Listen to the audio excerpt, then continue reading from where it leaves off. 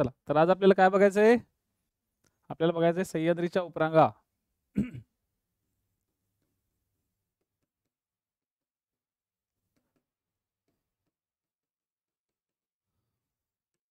काल आपण सह्याद्री भाग कंप्लीट केला होता. कोणाचा बाकी आहे? कोण असं आहे की जे आजच पहिल्यांदा आले लेक्चरला?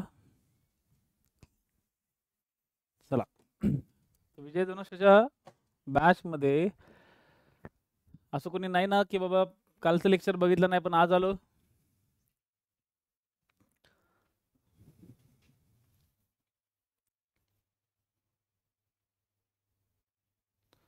तर सह्याद्रीची निर्मिती कशी झाली? तर आपण असं विचारलं, सर सह्याद्रीच्या बद्दल सांगा. तर सह्याद्रीची निर्मिती कशी झाली? तर जी सह्याद्रीची निर्मिती झाली ती सह्याद्रीची निर्मिती प्रस्तरभंगामुळे झाली. बरोबर. आता प्रस्तरभंग काय होता तर आधीच्या लेक्चर्स मध्ये तुम्हाला मी सगळं शिकवलेला आहे. प्रस्तरभंगामुळे निर्मिती झाली. मग सह्याद्री हा कसा आहे? वली पर्वत आहे का रे? बोला, सह्याद्री हा वली पर्वत आहे? तर नाही. सह्याद्री हा कसा पर्वत आहे? तर सह्याद्री हा एक गट पर्वत आहे. हा कसा आहे?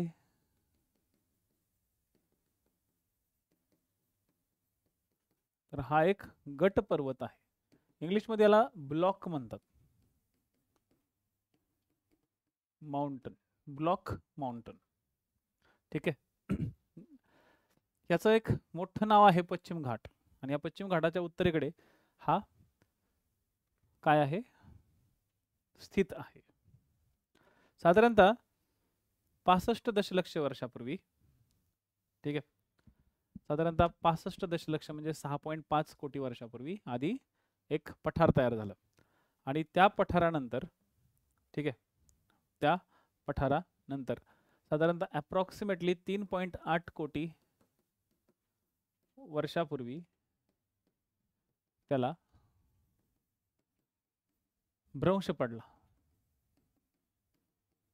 कशाला पडला? पठाराला. पठाराला काय पडला? भ्रंश पडला. आणि भ्रंश पडल्यानंतर प्रस्तरभंग घडला. आणि प्रस्तरभंग घडल्यानंतर सह्याद्रीची एक कडा तयार झाली. आणि सह्याद्रीची दुसरी जी कडा आहे ती खाली गेली. आज त्याच कडेवरती इथं काय आहे? अरबी समुद्राचं पाणी आलेलं आहे. आणि तो कडाचा भाग, जो पठाराचा भाग होता, जो खाली गेला समुद्राच्या, त्याच्यावर आज अरबी समुद्राचा भाग आहे. आणि हा जो भाग आहे, जो भाग तुम्हाला या ठिकाणी दिसतोय, हा भाग जिजून जिजून जिजून ह्याचा आता एक असा पठारी प्रदेश तयार झालेला आहे. असो, तर पठारी प्रदेश आणि सह्याद्री हे तुम्हाला समजलं असेल. या ठिकाणी सह्याद्रीची निर्मिती जेव्हा होत होती तेव्हा ज्वालामुखीची उत्पत्ती झाली होती का? तर नव्हती. सह्याद्रीची निर्मिती होत असताना ज्वालामुखी तयार नव्हता झाला. ज्वालामुखी याच्या आधी होता. ज्वालामुखी कधी होता? तर साधारणतः 6.5 कोटी वर्षापूर्वी होता. 6.5 कोटी वर्षापूर्वी. 6.5 कोटी वर्षापूर्वी.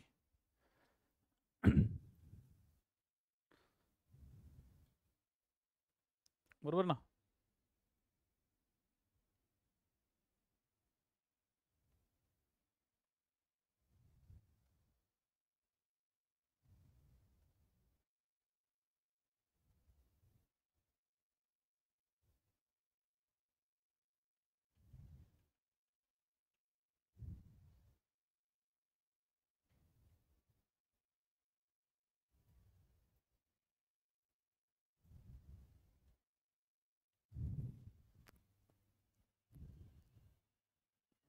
ठीक आहे.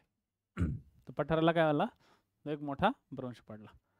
तर 3.8 कोटी वर्षापूर्वी त्याला भ्रंश पडला. आणि पठाराला भ्रंश पडून हा आपला सह्याद्री तयार झाला. मग या सह्याद्रीचं खनन झालं. मग या सह्याद्रीमध्ये खनन होऊन कोणी खनन केलं बरं सह्याद्रीला? कोणी फोडलं असेल सह्याद्रीला? सह्याद्रीला फोडलं कोणी? चला बोला पटपट. आपण थोडंसं उजळणी करणं गरजेचं राहतं ना प्रत्येक वेळेस, की आपल्याला फक्त हेच थोडीशी आहे पुढं चला रे, पुढं चला रे, पुढं चला रे. आपल्याला ह्या बॅचचा उद्देश हाच नाही आहे की आपण फक्त पुढे चाललोय. आपल्याला बॅचचा उद्देश हा पण आहे की आपल्याला समजून घेऊन पुढे जायचं आहे. तर सह्याद्री कळलाच नाही तर मग कसं होणार, राईट ना? येस. सह्याद्रीला सर्वात जास्त फोडलं कुणी? नद्यांनी फोडलं.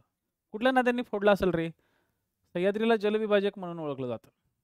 तुम्ही ऐकलंच असेल की सह्याद्री हा एक जलविभाजक आहे. मग सह्याद्री जर जलविभाजक आहे तर जलविभाजकाद्वारे सह्याद्रीवरती 2 नदी प्रणाली तयार झाल्या. एक झाल्या पश्चिम आणि दुसरी झाली पूर्व नदी प्रणाली. तर पश्चिम आणि पूर्व नदी प्रणाली तयार झाली. तर मग मला सांगा कोणत्या नद्यांनी सह्याद्रीला सर्वात जास्त फोडलं?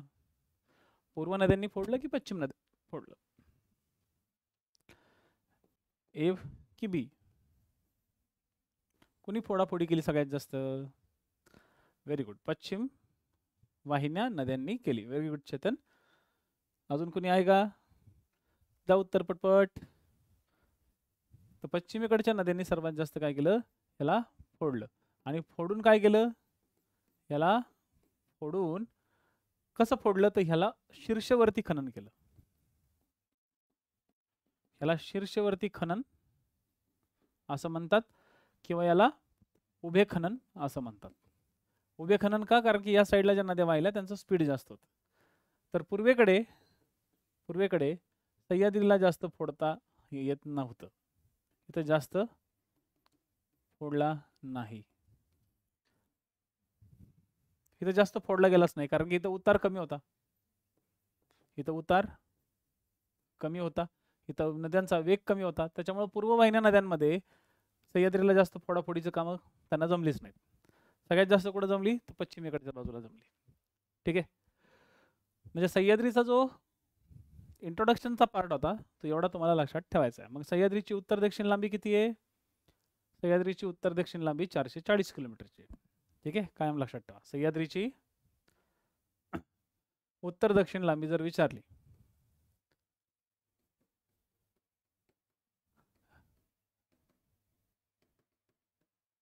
उत्तर आणि दक्षिण लांबी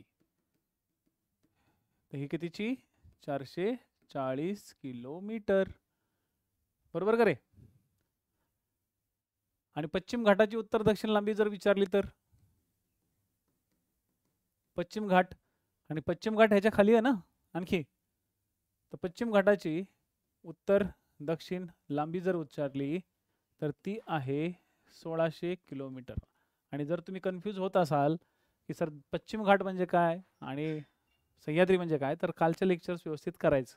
कालच्या लेक्चरमध्ये मी कालच्या लेक्चरच्या नोट्स सगळीकडं पाठवलेल्या आहेत.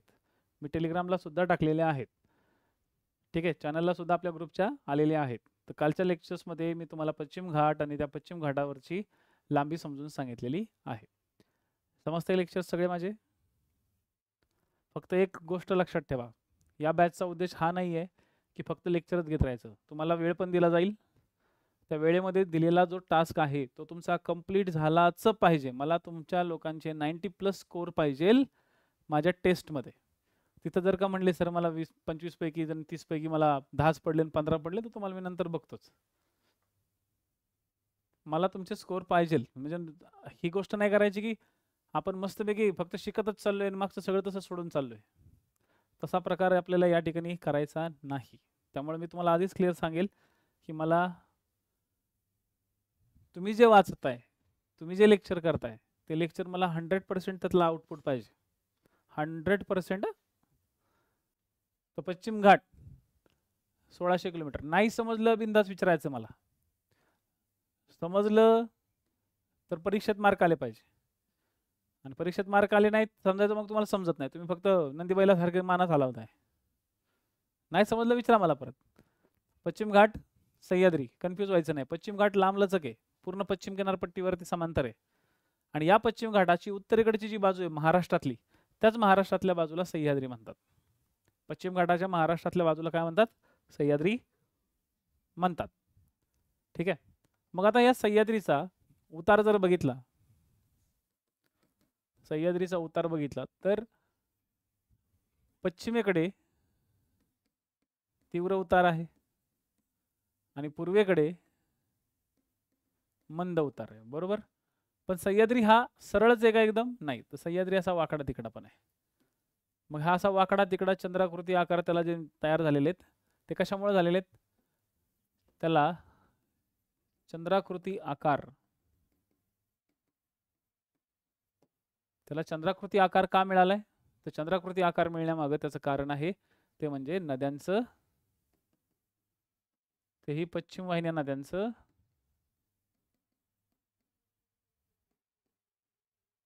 खनन. काय आहे? तर पश्चिम वाहिन्या नद्यांचं खनन. ह्या पश्चिम वाहिन्या नद्यांच्या खननामुळे इथं चंद्राकृती आकार तिथं निर्माण झालेला आहे. ठीक आहे. आता येऊ त्याचा पुढच्या घटकात, राजकीय विस्तार. त्याचा राजकीय विस्तार किती आहे? तर नंदुरबारच्या नवापूर तालुक्यापासून, नंदुरबारचा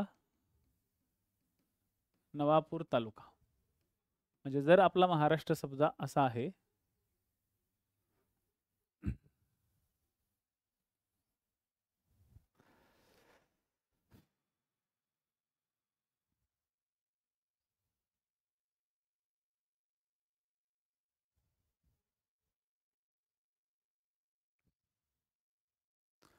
हा महाराष्ट्र आहे आपला आणि या महाराष्ट्रामध्ये या भागात नवापूर तालुका आहे. या नवापूर तालुक्यामधून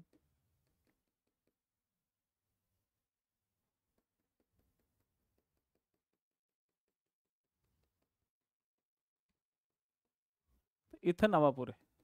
ठीक आहे.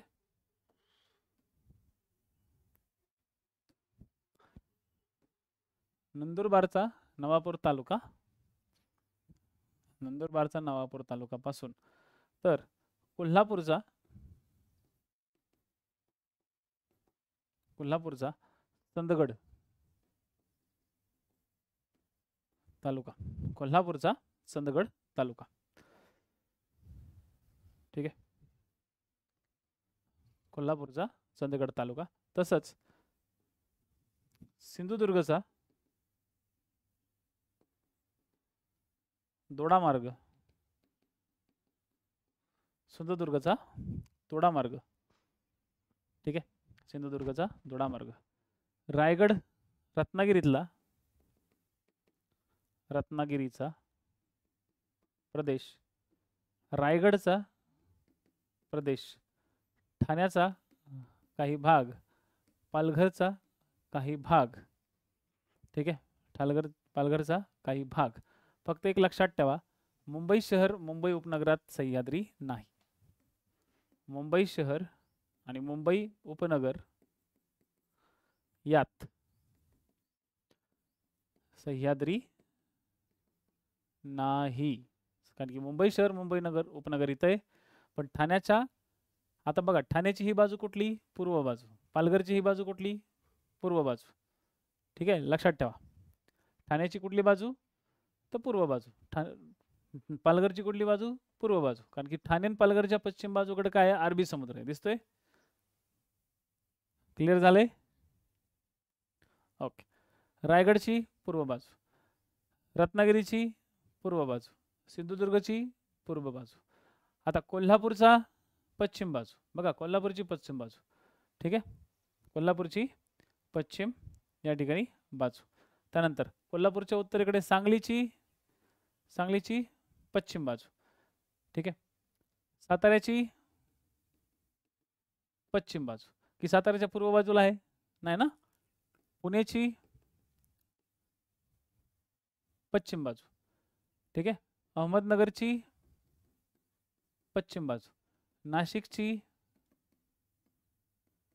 पश्चिम बाजू. ठीक आहे. आणि धुळ्याची पश्चिम बाजू. जळगावला आहे का संबंध? नाही. ठीक आहे. सोलापूरचा संबंध आहे का? नाही. बीडचा संबंध आहे का? नाही. यांचा संबंध नाही.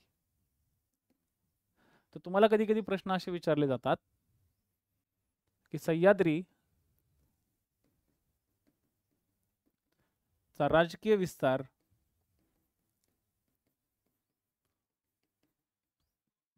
कोणत्या जिल्ह्यांमध्ये नाही? पॉइंट लक्षात आले. सह्याद्रीचा राजकीय विस्तार ओके कोणत्या जिल्ह्यांमध्ये नाही. तर हे पॉइंट्स व्हेरी व्हेरी इम्पॉर्टंट. सह्याद्रीचा राजकीय विस्तार कोणत्या जिल्ह्यांमध्ये नाही आहे. म्हणजे तुम्हाला जे सांगितलेले आहेत पठारावरचे जेवढे तुम्हाला जिल्हे दिसत आहेत ह्या जिल्ह्यांच्या पश्चिमेकडे सह्याद्री आहे आणि कोकणातले जेवढे तुम्हाला जिल्हे सांगितले ग्रीन मार्कमध्ये त्या जिल्ह्यांच्या पूर्वेकडे सह्याद्रीचा राजकीय विस्तार आहे. पॉइंट लक्षात आलं. ठीक आहे. पॉइंट लक्षात आलाय का. समजेत चला रे पोरो. भोसले जमते का आता. Good evening. लेट काऊन आली बाबा.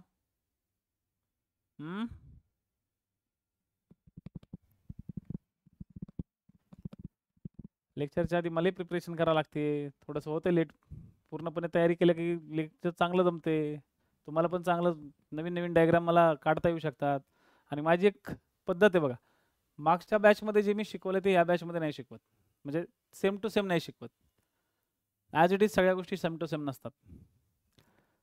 ठीक आहे. As it is same to same सगळ्या गोष्टी नसतात माझ्या. मी खूप डिटेलमध्ये शिकवते आता. म्हणजे याच्या आधीच्या ज्या बॅचेस होत्या त्या बॅचेसमध्ये कसं होतं. पहिली गोष्ट पोरांची घाई खूप असायची. आता इव्हन पोरांची आता पण खूप घाई चालली आहे की सर मेन्सच घ्या मेन्सच घ्या मेन्सच घ्या. तर आता नाही. तुमच्या बॅचमध्ये तुमचा प्री ओरिएंटेशनचा आणि मेन्स ओरिएंटेशनचा दोघांचाही फोकस आहे. तर तुमच्या बॅचमध्ये जे काही कंटेंट झालेले आहेत तेच कंटेंट मी नंतर तुम्हाला काय करेल तिथं एक वेगळ्या अप्रोचने त्या ठिकाणी सेट करून द्यायचा प्रयत्न करेल विद्यार्थ्यांना. बरोबर ना. तर हा माझा प्रयत्न आहे की सह्याद्रीचा एक राजकीय विस्तार तुम्हाला समजून सांगायचा. त्याचा हा एक वेगळा मॅप. ठीक आहे ना. तर हे प्रयत्न राहते. ओके. मग सह्याद्रीची उंची जसं आता चंद्राकृती आकार सह्याद्रीचा आहे. मग सह्याद्रीची काय उंची. सह्याद्रीची उंची जी आहे ना ही सह्याद्रीची उंची उत्तरेकडे जास्त आहे. ठीक आहे. लक्षात ठेवा. उत्तरेकडे ती जास्त आहे आणि दक्षिणेकडे ती कमी कमी होत गेलेली आहे. कमी कमी होत गेली आहे. उत्तरेकडे जास्त आहे तर दक्षिणेकडे ती कमी कमी कमी कमी कमी कमी कमी कमी होत गेलेली आहे. आणि यामुळे उत्तरेकडे जास्त दक्षिणेकडे कमी हा जो फ्लो आहे हा सह्याद्रीचा राहतो. तर हे पॉईंट लक्षात ठेवायचे. ओके. हे पॉईंट काय करायचे लक्षात ठेवायचे. तर सह्याद्रीच्या उंचीबाबत हे बेसिक पॉईंट लक्षात ठेवा. ठीक आहे. सह्याद्रीमध्ये घाटांमुळं त्यांची म्हणजे त्याची विलगता थोडीशी तुटलेली आहे. तर आपल्या सह्याद्रीमध्ये काही घाट आहेत. तळघाट बोरघाट. आता कंबाईनला त्याच्यावरती क्वेश्चन येऊन पण गेला होता. तर हे घाट आपल्याला स्पेशली समजून घ्यायचे. परंतु खूप जास्त घाट आपल्याला लगेच बघायचे नाही आहेत. आपल्याला लिमिटेड घाट लक्षात ठेवायचे. पण हे लगेच आता नाही. आता आपल्याला काय बघायचं मेन. आता आपल्याला बघायचे सह्याद्रीचा उपरांगा. कारण की बघा हा काल मी पार्ट शिकवला होता. आता या पार्ट कटच्या पुढे आपल्याला जायचे आहेत उपरांगांकडे. आणि मी काल तुम्हाला उपरांगा सह्याद्रीच्या ज्या उपरांगा आहेत या कशा तयार होतात त्या मी सांगितल्या होत्या. तर सह्याद्रीच्या उपरांगा ह्या सुद्धा काय आहेत तर एक ठोकळा पर्वत आहेत. सह्याद्रीच्या निर्मिती झाल्यानंतर पठारावरती पडलेल्या ताणामुळं सह्याद्रीची निर्मिती झाली. या सह्याद्रीच्या निर्मितीनंतर हे जे समोरचं पठार दिसते का तुम्हाला. ओके. ह्या सगळ्या पठारावरती ताण पडला. आता हा ताण कसा पडला तर भारत उत्तरेकडे सरकत होता. भारत उत्तरेकडे सरकत होता त्यामुळं युरेशिया आणि भारताची टक्कर झाली आणि या टक्करमधून आपली ह्या पठारावरती ताण पडला. तर ताण पडल्यामुळं काय झालं या प्रदेशातून ओके या प्रदेशातून काही असे रांगा तयार झाल्या. ओके. काही अशा रांगा तयार झाल्या. ज्या रांगा एकमेकांना अशा समांतर होत्या. ह्या सगळ्या ज्या रांगा तयार झाल्या ना ह्या सगळ्या रांगा म्हणजे एक प्रकारचा प्रस्तरभंग होता. या उपरांगा म्हणजे एक प्रकारे हा प्रस्तर भंग होता. हा जो प्रस्तरभंग होता या प्रस्तरभंगामुळे सह्याद्रीला अटॅच असलेल्या काही रांगा तयार झाल्या. आणि विशेष म्हणजे ह्या ज्या उपरांगा तयार झाल्या ह्या जिथे सह्याद्री, आता हा सपोज सह्याद्री आहे, ओके, हा आहे सह्याद्री. तर या सह्याद्रीच्या जवळच जी उपरांग तयार झाली, उपरांग जी सह्याद्री जवळ तयार झाली, जी उपरांग सह्याद्रीच्या जवळ तयार झाली, त्या उपरांगेलच्या उंचीमध्ये वाढ होते. म्हणजे इथली उपरांग सह्याद्रीच्या जवळची उपरांग, ओके, ती तिथे ती उंच होती. म्हणजे ज्या ठिकाणी सह्याद्रीच्या जवळ क्रॅक पडला आणि क्रॅक पडल्यानंतर तिथं प्रस्तरभंग झाला, त्या प्रदेशामध्ये इथं सह्याद्री आणि इथं उपरांग, समजा आता सातपुडा घ्या, सॉरी सातपुडा नाही, सातमाळा. तर सातमाळ्याचे जे डोंगर आहेत उंच उंच, ओके, ते उंच डोंगर तुम्हाला या ठिकाणी सापडतील. जसं जसं तुम्ही पुढे जाल, पुढल्या जसे जसे सह्याद्रीपासून पूर्वेकडे जाल,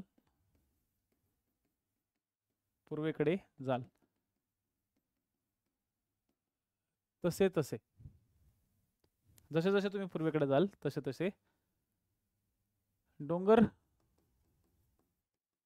रांगा कमी उंचीच्या आहेत. लक्षात आलं? डोंगर रांगा कशा आहेत तर कमी उंचीच्या आहेत. या ज्या डोंगर रांगा कमी उंचीच्या आहेत, या डोंगर रांगांमुळे खूप वेगळा इफेक्ट या ठिकाणी दिसतो. या डोंगर रांगा ज्या आहेत या कमी उंचीच्या आहेत. ठीक आहे. जसे जसे सह्याद्रीपासून तुम्ही लांब लांब लांब लांब जाल तसे तसे ह्या डोंगर रांगा ज्या आहेत या कमी उंचीच्या आहेत. लिहून घेतलं? इथंच लिहून घ्यायचं पटपट. ठीक आहे.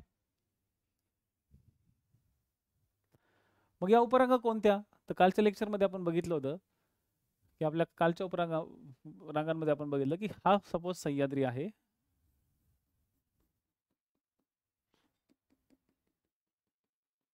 तर या सह्याद्रीला हा आहे सह्याद्री. या सह्याद्रीच्या उपरांगा जर बघितल्या तर सातमाळ, अजिंठा,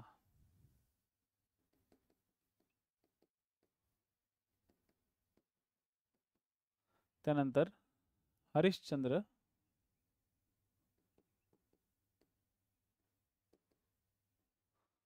पुढे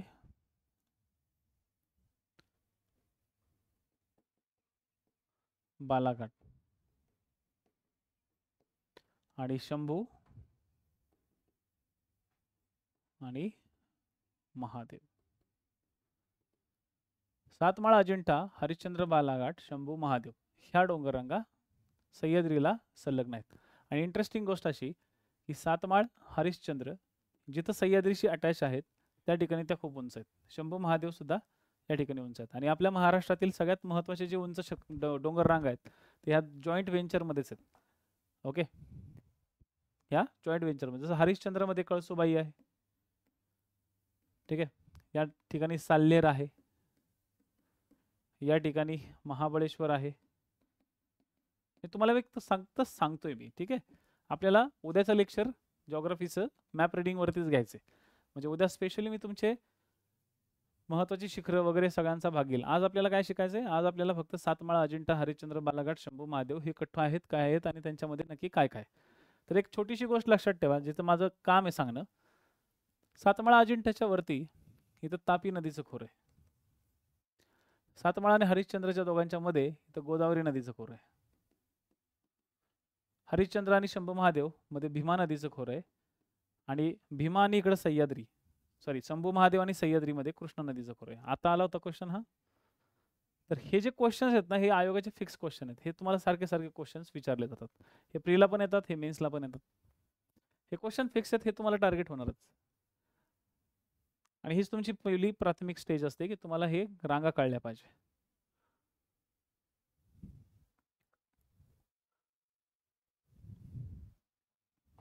ह्या रांगा तुम्हाला कळाल्या पाहिजे. तर सातमाळाच्या वरती तापीचं खोरं आहे. सातमाळ आणि हरिश्चंद्राच्या मध्ये गोदावरीचं खोरं आहे. हरिश्चंद्र आणि शंभू महादेवच्या मध्ये भीमाचं खोरं आहे. ठीक आहे. आणि शंभू महादेव आणि सह्याद्री यांच्यामध्ये कृष्णा नदीचं खोरं आहे.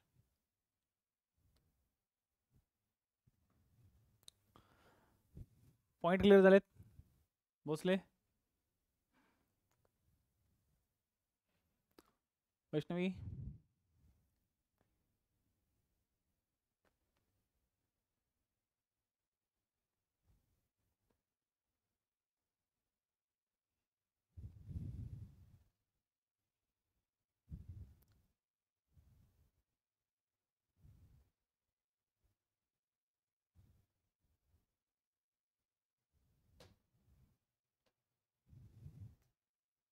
ठीक आहे.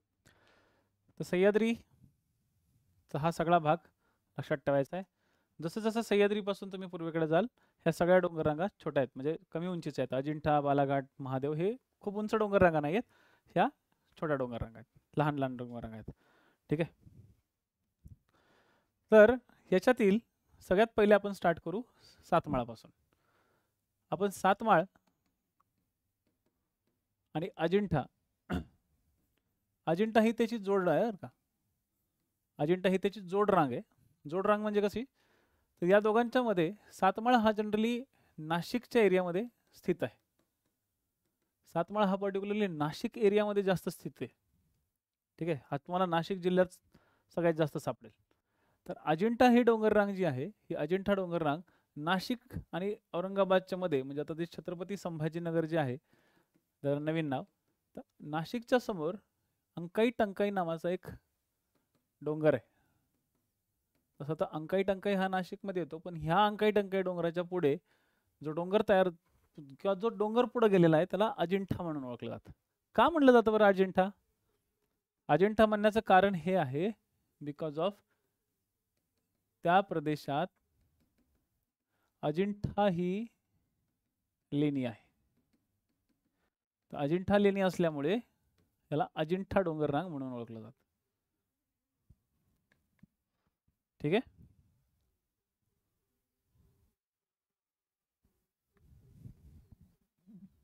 लक्षात आलंय? त्या प्रदेशात अजिंठा लेणी आहे. ठीक आहे. वेरूळ लेणी अजिंठा डोंगरात नाही. वेरूळ लेणी अजिंठा डोंगराच्या दक्षिणेकडे असलेला एक वेरूळ डोंगर आहे, त्याच्यामध्ये आहे.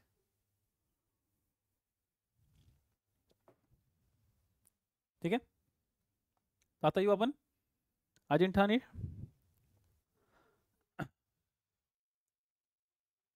तर बघा यांची जुनी नावं खूप भारी आहेत. या टेकड्यांना, ओके, या टेकड्यांना जुन्या काळामध्ये, ओके, किंवा जुन्या आपण जे म्हणतो ना मुघल, आणखी बघा हा जो प्रदेश आहे सातमाळ अजिंठा हा मुघल प्रदेशामध्ये होता. आणि मुघल प्रदेशामध्ये म्हणजे अकबराच्या काळापासून हा मुघलांच्या प्रदेशात आहे. आणि अकबराच्या काळापासून या टेकड्यांना काही खास नावं दिली होती. तर या टेकड्यांना मुस्लिम साहित्यामध्ये सहिमा आणि सहसा, सातमाळ्याला म्हणलं जातं सहिमा आणि अजिंठ्याला म्हणलं जातं सहसा. सहिमा आणि सहसा असं म्हटलं जातं.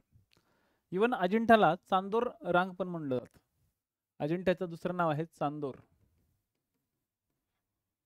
चांदोर डोंगर, चांदूर नाही, चांदोर. हे पण पॉइंट लक्षात ठेवा. तर यातलं सातमाळा, आता पहिले आपण सातमाळाचा विचार करू. ही जिल्ह्यात नाशिकमध्ये येते. ठीक आहे. पूर्णपणे पश्चिम पूर्व दिशेने आहे, म्हणजे पश्चिमेकडून पूर्व दिशेने ही पसरलेली आहे. पश्चिमेकडून पूर्व दिशेने पसरलेली आहे. लक्षात लक्षात. तर नाशिकच्या वायव्येकडून तर अंकाई टंकाई पर्यंत, म्हणजे हातगड नावाचा एक गड आहे. हातगड, हातगड पासून अंकाई टंकाई पर्यंत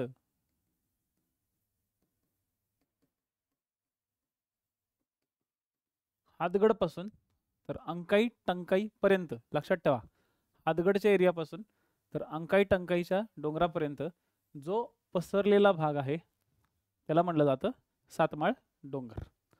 ठीक आहे. या ठिकाणी त्याची उंची बरीच आहे. या ठिकाणची त्याची एक उंची जी आहे, ठीक आहे, ह्या उंची 1400 मीटर पर्यंत आहे, जिथं ही हातगडच्या जवळ त्याची उंची आहे. आणि तिथून पुढं ह्याची उंची ओके 1400 मीटरवरनं तर ती उंची 900 मीटरपर्यंत कमी कमी होताना दिसते. म्हणजे 1400 मीटर ही त्याची हायेस्ट उंचीच्या एरियातला आहे. ओके, या ठिकाणी एक पर्वत आहे, त्याला म्हणलं जातं कुठला, धोडप. या ठिकाणचं शिखर आहे धोडप. धोडप हे शिखर 1472 मीटर उंचीचं आहे. ठीक आहे, 1472 मीटर उंचीचं आहे. ही खडक रचना बेसॉल्टिक खडक रचना आहे. सप्तशृंगी शिखर सुद्धा याच ठिकाणी आहे. सप्तशृंगी हे सप्तशृंगी शिखर सुद्धा याच भागामध्ये आहे. ठीक आहे, आणि या पर्वतरांगेतून ओके या पर्वतरांगेतून बऱ्याचदा आपल्याला उत्तरेकडे जावं लागतं. म्हणजे नाशिक मधून बऱ्याचशा लोकांना उत्तरेकडे धुळ्याला वगैरे जावं लागतं. तर नाशिक मधून धुळ्याला जाण्यासाठी बऱ्याचशा काही खिंडी तयार झालेल्या आहेत. तर यामध्ये काही खिंडी आहेत, तर त्या खिंडी लिहून घ्या. तुम्हाला कधी विचारलं जाऊ शकतं, तर चांदवडची खिंड, मनमाडची खिंड, नांदगावची खिंड आणि चाळीसगावची खिंड, ह्या काही खिंडी आहेत की ज्या तुम्हाला विचारल्या जाऊ शकतात. ठीक आहे, येथे खिंडी निर्माण झालेल्या आहेत आणि या खिंडी तुम्हाला येतील. या खिंडी तुम्हाला येतील. तर हे झालं तुमचं, ठीक आहे, हे झालं तुमचं सातमाळ्याचं. सातमाळ्याचा सगळा भाग तुम्हाला सांगितला. आता येऊ आपण अजिंठ्यामध्ये. हा, म्हैसमाळ पण आहे ना, ते म्हैसमाळ एक डोंगर आहे, थंड हवेचं ठिकाण आहे म्हैसमाळ, छत्रपती संभाजीनगरमध्ये. सातमाळा झालाय का सगळं लिहून? पटकन सांगा देशमुख.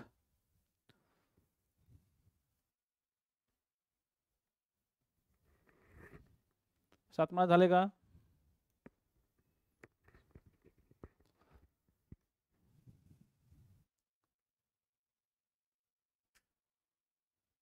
ओके, डोंगर म्हणजे एक असा उंच भाग.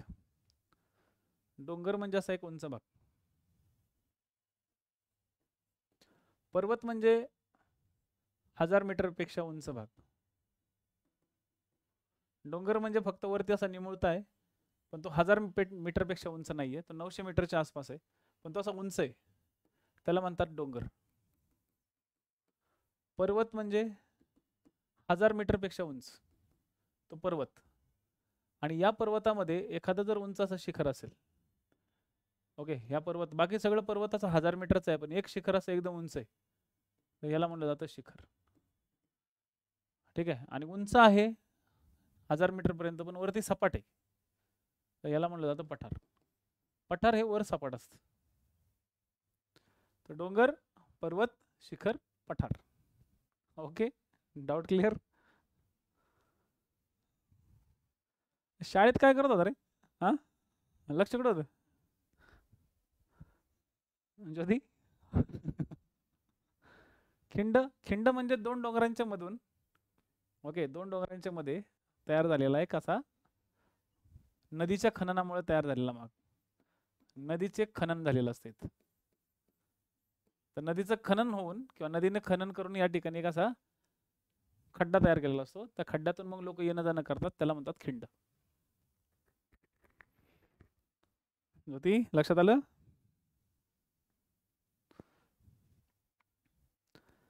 कुणाला काय कन्सेप्ट मध्ये अजून?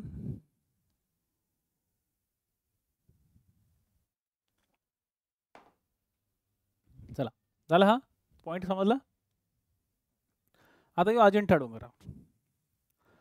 ठीक आहे, अजिंठा डोंगरावरती. अजिंठा डोंगर काय, मनमाड पासून म्हणजे नाशिक पासूनच खरं तर अजिंठा डोंगरांग सुरू होतो. अजिंठा डोंगर हा फक्त छत्रपती संभाजीनगर मध्येच आहे. हे टेक्निकली तुम्ही थोडंसं लक्षात ठेवा. तसा तो मी काय म्हटलं, अंकाई टंकाई हे नाशिकमध्ये म्हणजे मनमाडच्या एरियामध्ये. तर मनमाड मध्ये असलेल्या अंकाई टंकाईच्या एरियामधून म्हणजे थोडक्यात नाशिकपासून याची सुरुवात होते. पण टेक्निकली टेक्निकली आपण त्याला छत्रपती संभाजीनगरच म्हणतो. ठीक आहे. विशेष म्हणजे जिथं अजिंठा आहे, ह्या अजिंठा डोंगर रांगेच्या उत्तरेकडच्या बाजूला जळगाव आहे. अजिंठा डोंगर रांगेच्या उत्तरेकडे काय, जळगाव आहे. ठीक आहे. म्हणजे अजिंठा ही अशी एक सलग डोंगर रांग नाही आहे. अंकाई टंकाईपासून आहे ना अशी तुटातूट झालेली आहे. म्हणजे काही डोंगर रांग अशा वरती गेलेल्या आहेत, काही इकडे गेलेल्या आहेत, काही इथून अशा आलेल्या आहेत, मध्येच असा पसरडा भाग आहे. असा एकदम असा सलग उंच असा शेजवार असलेला भाग नाही येतो. ठीक आहे. त्याला तुटत तुटत तुटत तुटत तुटत तुटत तुटत तुटत तयार झालेला. आणि याच्यामध्ये राजापूर, ओके, राजापूर असे काही टेबल पठार सुद्धा या ठिकाणी झालेले आहेत. राजापूरच्या एरियामध्ये, ठीक आहे, अंकाई टंकाईच्या एरियामधून पुढं नाशिकच्या एरियातून जे राजापूरचा पट्टा आहे त्या राजापूरच्या एरियातून पुढं अजिंठा स्टेट सुरू झालेला आहे. ठीक आहे. छत्रपती संभाजीनगरमध्ये, छत्रपती संभाजीनगरच्या उत्तरेकडे अजिंठा डोंगर रांग आहे. ठीक आहे. लक्षात, छत्रपती संभाजीनगरच्या उत्तरेकडे अजिंठा डोंगर रांग आहे. तर जळगाव, या जळगावच्या दक्षिणेकडे अजिंठा डोंगर रांग आहे. आता बघा, मी इथं जे जे लिहितोय ना ते शॉर्टमध्ये लिहितोय. तुम्ही पूर्ण वाक्यात लिहायचा प्रयत्न करू नका. का नका करू? कारण की तुम्ही हे पूर्ण वाक्यात लिहित बसलात ना तर तुम्हाला वेळ भरपूर जाईल त्यात. तुम्ही फक्त जे मी काढतोय, जे मी जसं तयार करतोय तसं सेम टू सेम करायचा प्रयत्न करा. तसंही ह्यात तुम्हाला PPT तुमच्या ग्रुपवरती मिळतात. तर तुम्ही तिथून सगळ्या गोष्टी लगेच टॅली करत चला, जेणेकरून तुम्हाला टॅली करता आलं पाहिजे. कारण की हा चॅप्टर जसा संपला की लगेच आपला इंडियाचा चॅप्टर स्टार्ट होईल आणि परत इंडिया आणि हा चॅप्टरवरती तुमची टेस्ट होईल. गरज पडली तर तुम्हाला जर वाटत असेल की महाराष्ट्राची वेगळी टेस्ट झाली पाहिजे ह्या चॅप्टरची, आपण महाराष्ट्राची घेऊ, नंतर मग इंडियाची घेऊ. ठीक आहे, चालतंय का? कारण की तुमची आज हिस्ट्रीची टेस्ट आता बघा तयारच करतोय. जर लागला वेळ तर हिस्ट्रीला तुम्हाला तसंही एक टाइम दिलेला आहे आम्ही. हिस्ट्रीचं सगळं वाचून या, आणि हिस्ट्रीचं महत्त्वाची टेस्ट आहे. अजिंठा डोंगर रांग च्या उत्तरेकडे जळगाव, अजिंठा डोंगर रांग च्या दक्षिणेकडे छत्रपती संभाजीनगर. म्हणजे असं समजून म्हणू शकता की जळगाव आणि छत्रपती संभाजीनगर ह्या दोन जिल्ह्यांना अजिंठा डोंगर रांगाने काय केलेले, वेगळं केलेले. झालं. मग अजिंठा डोंगर रांग पुढं छत्रपती संभाजीनगरमधून जळगावच्या उत्तरेकडची बाजू कव्हर करत बुलढाण्यात एंट्री करते. कुठे एंट्री करते? बुलढाण्यात एंट्री करते.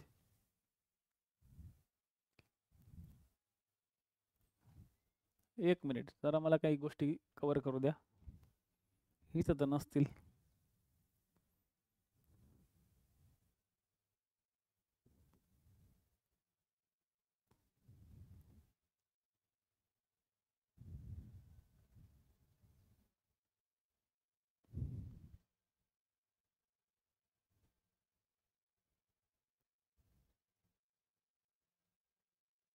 नाही,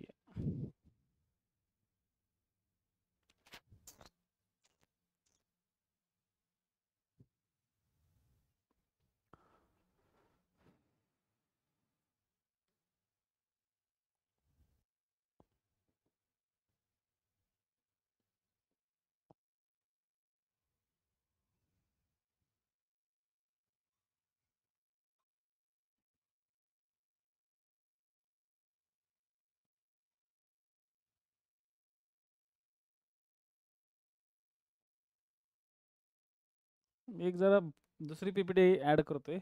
त्या PPTतला एकच पॉईंट आपल्याला करायचा आहे, तो म्हणजे मॅप. आणि मॅप आता वेगळा सापडत नाही, तर मी जरा दुसरीकडे इम्पोर्टिंग करून ठेवले. Just weight a minute. तर मॅपचाच लय इश्यू होतो ह्या सिस्टीममध्ये, खूप कन्फ्यूज होऊन जाते. पण डोंट वरी, आपण कव्हर करूया.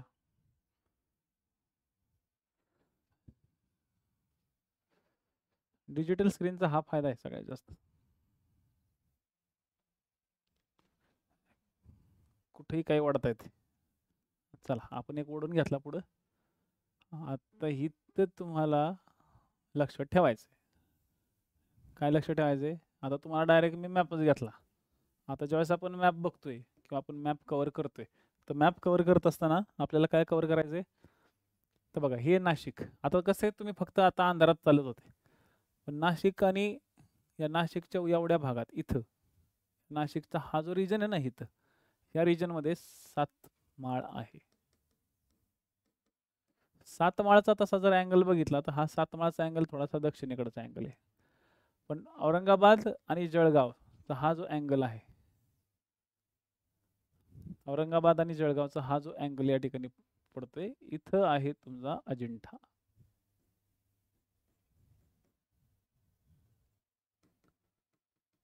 आणि इथं बघा जालना जो आहे ना, या जालन्याचा एक छोटासा पोर्शन या ठिकाणी फक्त संलग्न आहे. जालनाचा एक छोटासा पोर्शन काय या ठिकाणी संलग्न आहे आणि त्यानंतर ही डायरेक्ट बुलढाण्यात एंट्री करते. तर बुलढाण्यामध्ये गेल्यानंतर त्याला बुलढाणा डोंगर म्हणतात. काय म्हणतात? बुलढाणा डोंगर. एमपीसीने हा डोंगर विचारलेला आहे. पुस्तकामध्ये दिलेला नाही आहे डोंगर, पण एमपीसीने डोंगर म्हणून विचारलेला आहे. पुढं काय लागतोय? तर बुलढाणा डोंगर. आणि विशेष म्हणजे या बुलढाणा डोंगरापासून उत्तरेकडचा हा जो बुलढाण्याचा भाग आहे, ओके, हा जो प्रदेश आहे, ह्या पूर्ण प्रदेशाला बुलढाणा पठार म्हणतात. लक्षात ठेवा, दिस इज कॉल्ड बुलढाणा पठार. म्हणजे या अजिंठा डोंगराच्या उत्तरेकडच्या बाजूला, या अजिंठा डोंगराच्या रांगेच्या बुलढाण्याच्या उत्तरेकडच्या, या डोंगर रांगेच्या उत्तरेकडच्या बाजूला काय आहे? तर बुलढाण्याचं पठार आहे. तर बुलढाण्याचं पठार या प्रदेशामध्ये येतं. ठीक आहे. बुलढाणा पठारातून किंवा बुलढाणा जिल्ह्यातून एक डोंगर रांग हिंगोलीच्या साईडला उतरते आणि एक डोंगर रांग वाशिम थ्रू यवतमाळमध्ये शिरते. लक्षात ठेवा, एक डोंगर रांग म्हणजे असं समजून चाला की बुलढाणा डोंगरातून अजिंठा डोंगर रांगेचे 2 भागात डिवायडेशन होतं. एक जातं यवतमाळला, एक जातं हिंगोलीला. पुढे गेलं, एक शाखा अकोला, वाशिम आणि यवतमाळ. एक शाखा अकोला, यवतमाळ भागाकडे पसरते. या भागाला, ठीक आहे, या म्हणजे हा भाग या ठिकाणी जातो. तर या ठिकाणी इथं पुसद डोंगर रांग आहे आणि ही पुसदची डोंगर रांग यवतमाळचा हा जो पठार आहे, ह्या यवतमाळच्या पठारावर, इथं यवतमाळचा पठार आहे बरं का, हे विसरू नका.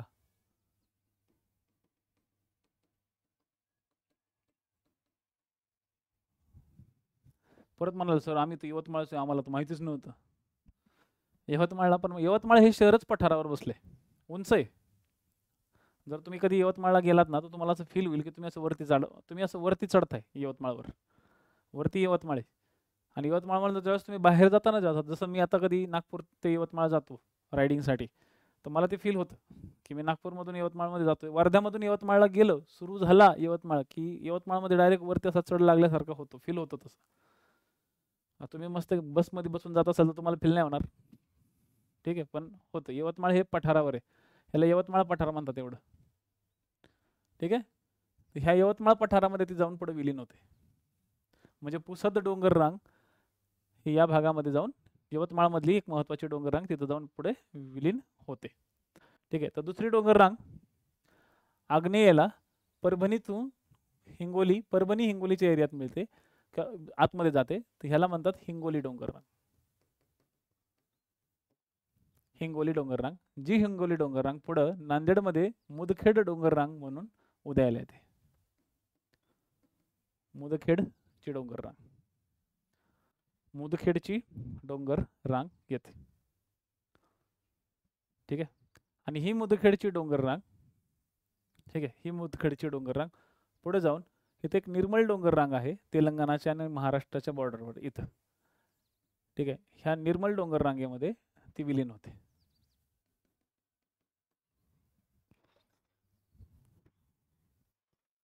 तर हा जो डायग्राम तुम्हाला मी काढून दिलेला आहे, हा डायग्राम तुमच्याकडे आता एकदम सिस्टमॅटिकली असला पाहिजे. आणि हे मी जाणून बुजून अशा रेषा का मारल्यात, कारण की इथं सगळीकडे तुम्हाला असे प्रस्तरभंग झाल्यासारखे दिसतील.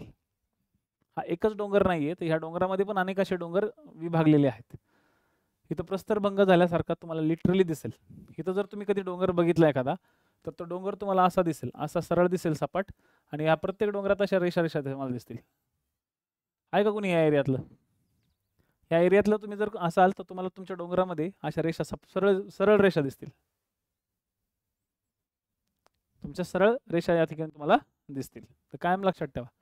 तर हेच डोंगर रांग पुढं नाशिकमध्ये नांदेडमध्ये त्याला मुदखेड डोंगर रांग म्हणतात आणि नांदेडमध्येच ती निर्मल डोंगर रांग म्हणून यवतमाळ आणि यवतमाळ आणि नांदेडच्या बॉर्डरवरती आहे.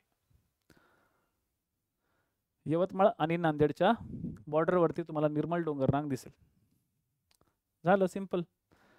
या साईडला बघितलं तर डोंगर रांग खूप खूप छोटे छोटे डोंगर आहेत. खूप छोटे छोटे डोंगर रांग आहेत. इथं मात्र खूप उंच उंच डोंगर रांग आहेत. ठीक आहे.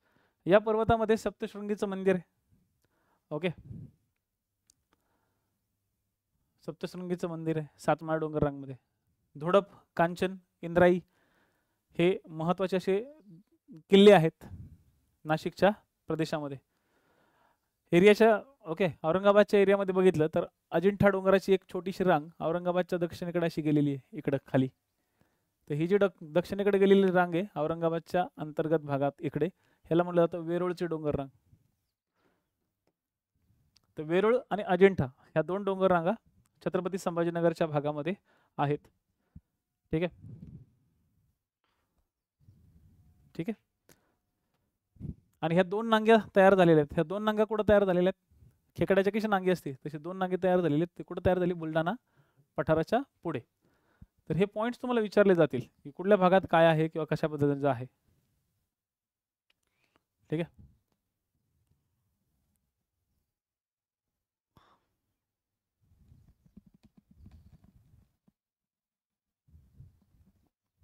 झालं इथपर्यंत लिहून? त्याच्यानंतर हरिश्चंद्र आणि बालाघाट. तर या ठिकाणी हा आहे आपला सह्याद्रीचा भाग जो की या भागातून आलेला आहे. आणि सह्याद्री इथं येत असताना अहमदनगरच्या एरियामध्ये, ठीक आहे, अहमदनगरच्या पट्ट्यामध्ये येतो. तर बघा नाशिक आणि पुणे यांच्यामध्ये अहमदनगर आहे. तर नाशिक आणि पुणे यांच्यामध्ये जे अहमदनगरचा भाग आहे त्या अहमदनगरच्या प्रदेशामध्ये ओके उत्तर, ठीक आहे, नॉर्थ वेस्ट म्हणजे वायव्येकडून नॉर्थ वेस्टकडनं तर नॉर्थ ईस्टकडं ही अशी गेलेली डोंगर रांग आहे.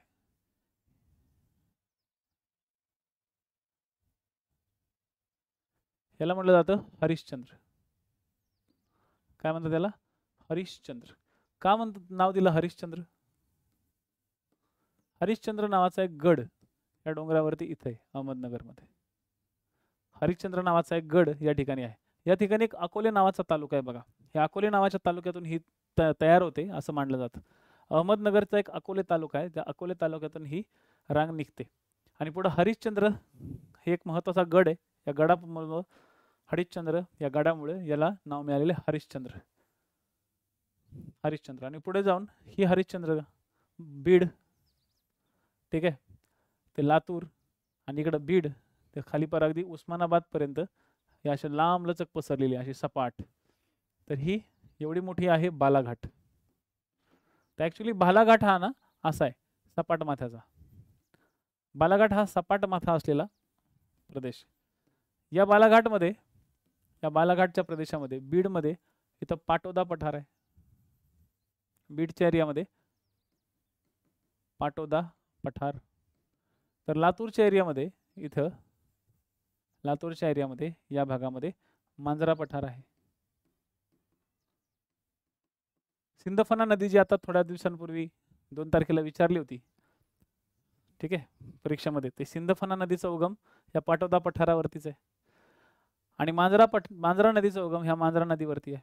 म्हणजे सिंदफणा, मांजरा ह्या सगळ्या गोदावरीच्या खोऱ्यातल्या ज्या नद्या आहेत, उपनद्या आहेत, ह्या नद्यांचा उगम ह्या भागामध्ये येतो. आणि सातमाळ आणि हरिश्चंद्र आणि बालाघाट यांच्यामध्ये गोदावरीचं खोरं आहे. तुम्हाला आता सगळ्या गोष्टी तुमच्या समोर पिक्चर क्लिअर करून दिलेला आहे. ही रांग अहमदनगर, पुणे, इव्हन पुण्यामध्ये सुद्धा ह्या रांगेचा भाग आहे. तुम्हाला सगळ्यांना माहिती आहे की शिवनेरी नावाचा जो किल्ला आहे, माहिती आहे ना शिवनेरी? शिवनेरी किल्ला हा प्रसिद्ध किल्ला आहे. काय झालं होतं शिवनेरी किल्ल्यावर? छत्रपती शिवाजी महाराजांचा जन्म. शिवनेरी किल्ल्याचा जो भाग आहे हा शिवनेरी किल्ल्याचा जो डोंगर आहे शिवनेरी किल्ला, हा शिवनेरी किल्ला हरिश्चंद्राचाच भाग आहे. शिवनेरी किल्ला हा हरिश्चंद्राचाच भाग आहे. ठीक आहे. त्यानंतर लेण्याद्री नावाची एक लेणी आहे बघा, अष्टविनायकापैकी एक लेण्याद्री नावाचा आहे. माहिती ना, अष्टविनायकामध्ये एक लेण्याद्रीचा पण गिरिजात्मक गणपती. ओके, तो गणपती जो आहे ना, गिरिजात्मक गणपती, तो गणपती सुद्धा हरिश्चंद्राच्याच भागामध्ये येतो. म्हणजे पुणे जिल्ह्याच्या उत्तरेकडे असलेला जो जुन्नर तालुका आहे, या जुन्नर तालुक्यामध्ये सुद्धा हरिश्चंद्राचे काही डोंगर रांगा गेलेले आहेत. त्याच्यामुळे तुम्ही असं म्हणू शकता की हरिश्चंद्राचा जो सुरुवातीचा पार्ट आहे अहमदनगर आणि पुणे जिल्ह्याच्या बॉर्डरवरती आहे, आणि मग तिथून पुढे म्हणजे हरिश्चंद्राचा भाग पुणे जिल्ह्याशी सुद्धा संलग्न आहे. आता बऱ्याचशा पोरांना हे माहिती नसतं की सर पुणे जिल्ह्यात आहे का हरिश्चंद्र, कारण की तुम्ही पहिल्यापासून इमॅजिन केलेलं असतं की हरिश्चंद्र बिलॉंग टू अहमदनगर. पण आता हे जे पॉईंट मी सांगितले, शिवनेरीचा पॉईंट, लेण्याद्रीचा पॉईंट, तर हे पॉईंट पटकन लिहून ठेवत चालायचे. हे तुमचे पॉईंट असे पुस्तकात दिलेले नसतात कुठल्या. ठीक आहे, हे सगळे पॉईंट्स आम्ही मॅप रीडिंग करून करून करून करून तयार केलेले असतात, आणि हे आम्ही इथं लेक्चरमध्ये सांगायचा प्रयत्न करतो, जे की तुम्हाला प्रॉपर लेक्चर व्यवस्थित सेट करायचं आहे. Got it? चलो, पुणे, अहमदनगर, बीड, धाराशिव, लातूर, ठीक आहे, बीड, धाराशिव, लातूर या भागात ही पसरलेली आहे. त्याचा सोलापूरमध्ये काही भाग येतो, सोलापूरच्या प्रदेशात काही भाग येतो. तर हरिश्चंद्र डोंगर, ठीक आहे, पुणे अहमदनगरमध्ये पसरलेला आहे. हरिश्चंद्र डोंगर जर विचारला तर पुणे आणि अहमदनगरमध्ये पसरलेला आहे. लिवा बाजूला पटपट, पटकन लिहायचं. हरिश्चंद्र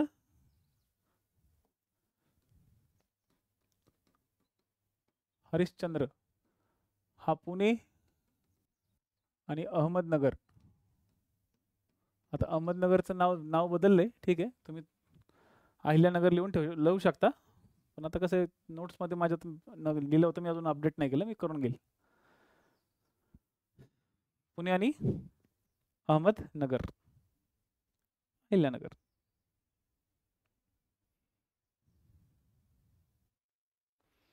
याचा सर्वात जास्त भाग अहमदनगर जिल्ह्यात आहे. ठीक आहे, याच हरिश्चंद्र डोंगरात महाराष्ट्रातील सर्वोच्च शिखर कळसुबाई आहे, आणि कळसुबाई जिथं आहे त्या कळसुबाईच्या दक्षिणेकडे अहमदनगर आहे आणि उत्तरेकडे नाशिक आहे. कळसुबाई नाशिक आणि अहमदनगरच्या बॉर्डरवर आहे. कळसुबाई नाशिक आणि अहमदनगरच्या बॉर्डरवरती आहे. ठीक आहे, ही रांग भीमा आणि गोदावरी यांना वेगळी करते. तर इथं पुण्यामध्ये या प्रदेशामध्ये पुणे आणि नगरच्या इथं भीमा नदीचं खोरं आहे. तर इथं भीमा नदीचं खोरं आणि या ठिकाणी गोदावरी नदीचं खोरं. तर भीमा आणि गोदावरीला हरिश्चंद्र आणि बालाघाट यांनी विभक्त केलेलं आहे. म्हणजे असं समजून चला की हरिश्चंद्र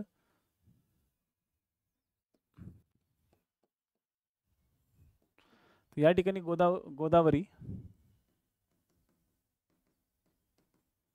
आणि या प्रदेशामध्ये भीमा नदी. पॉइंट लक्षात आला? ठीक आहे, या डोंगराला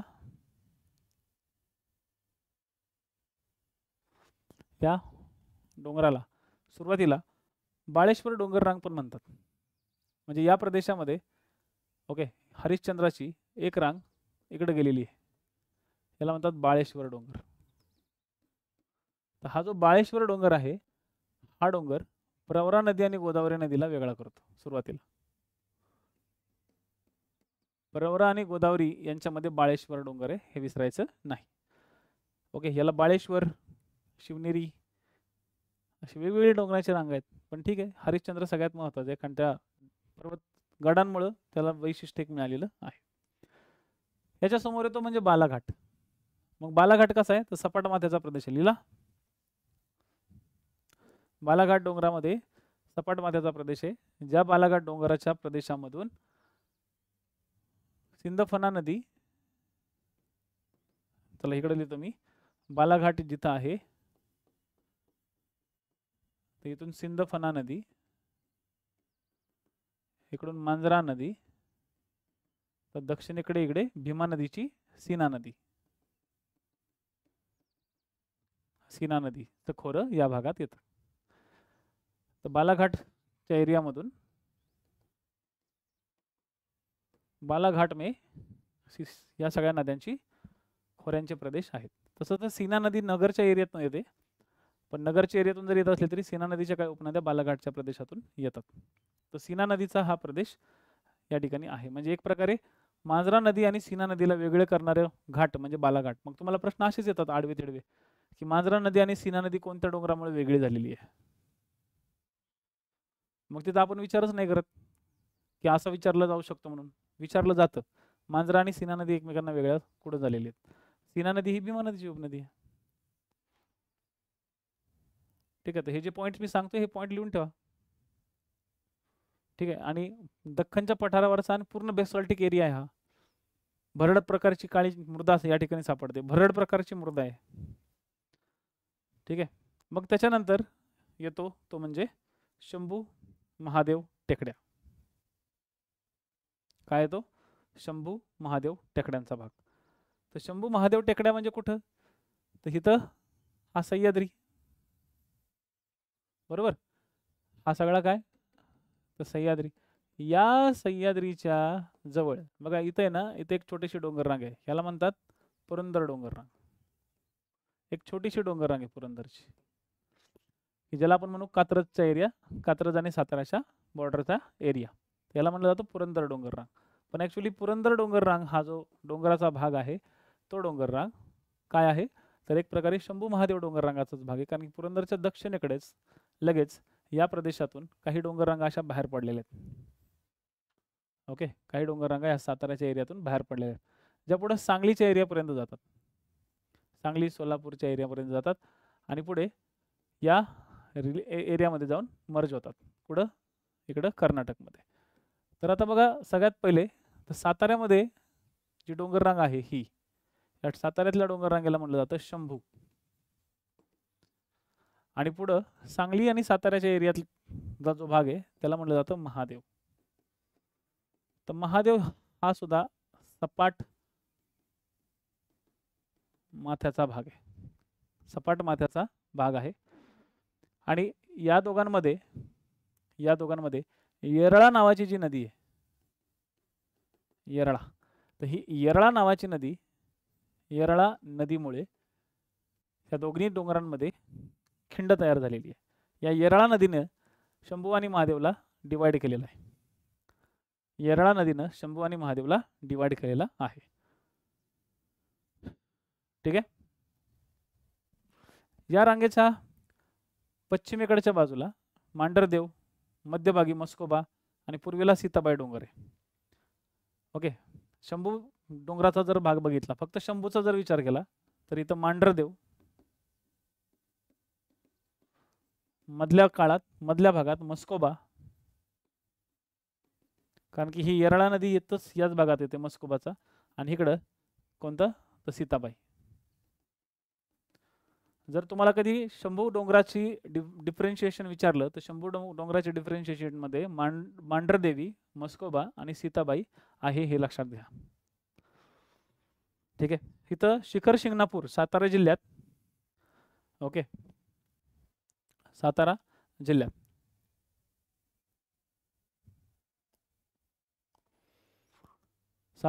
जिल्ह्यात शिखर शिंगणापूर आहे.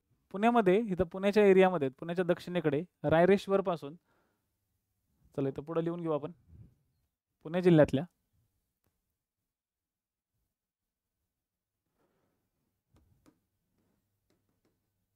शंभू महादेव. तर शंभू महादेवची सुरुवात पुणे जिल्हा मधील रायरेश्वर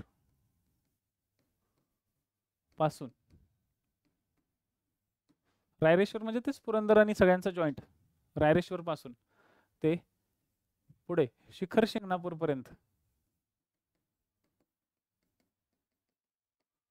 पर्यंत ही उंच डोंगर रांग आहे. शिखर शिंगणापूर कुठे येतं तर साताऱ्याच्या एरियात येतं. ठीक आहे. सातारा जिल्ह्यातील शिखर शिंगणापर्यंत ही पर्वतरांग अशी डोंगर रांगासारखी आहे. लिटरली तुम्हाला असे डोंगर दिसतील.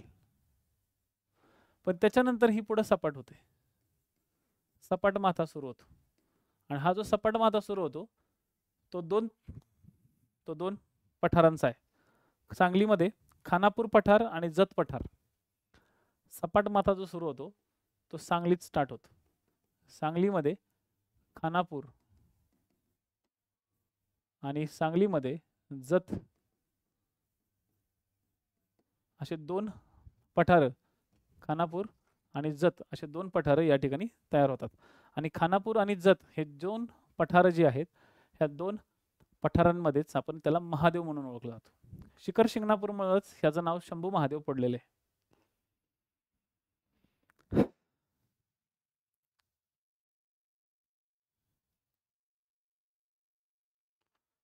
ठीक आहे.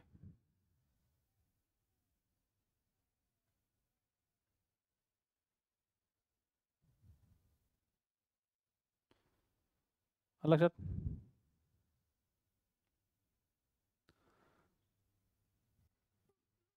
याच्या रायरेश्वरच्या दक्षिणेकडे महाबळेश्वर, पाचगणी हे सह्याद्री भागावरती असलेले भाग आहेत.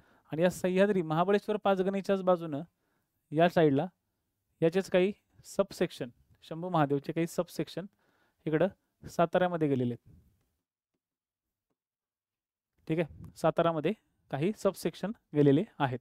त्याच्यामध्ये औंध टेकड्या पण आहेत, हे विसरू नका. साताऱ्यामध्ये औंधच्या टेकड्या,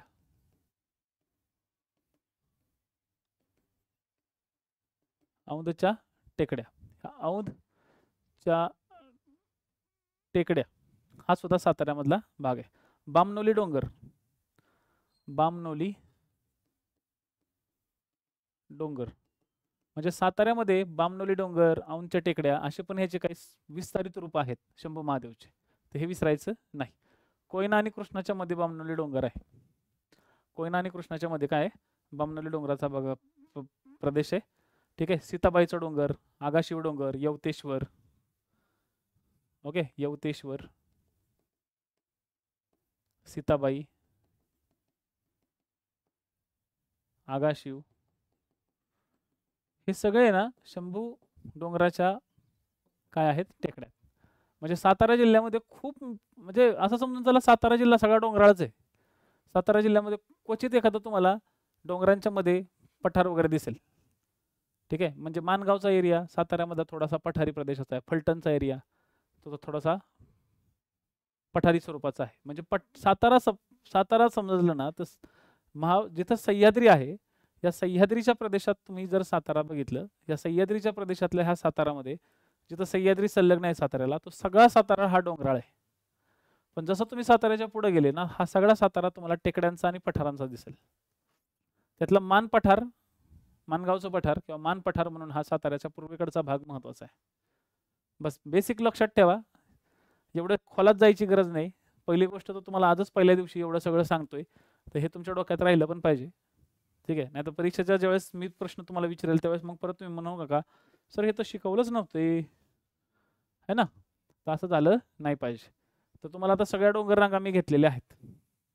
ठीक आहे, सगळ्या डोंगर रांगा घेतल्यात. आता उद्याच्या लेक्चरला काय होईल तुमचं, तर उद्याच्या लेक्चरला तुमचं डोंगराची शिखरं, डोंगरावरील शिखरे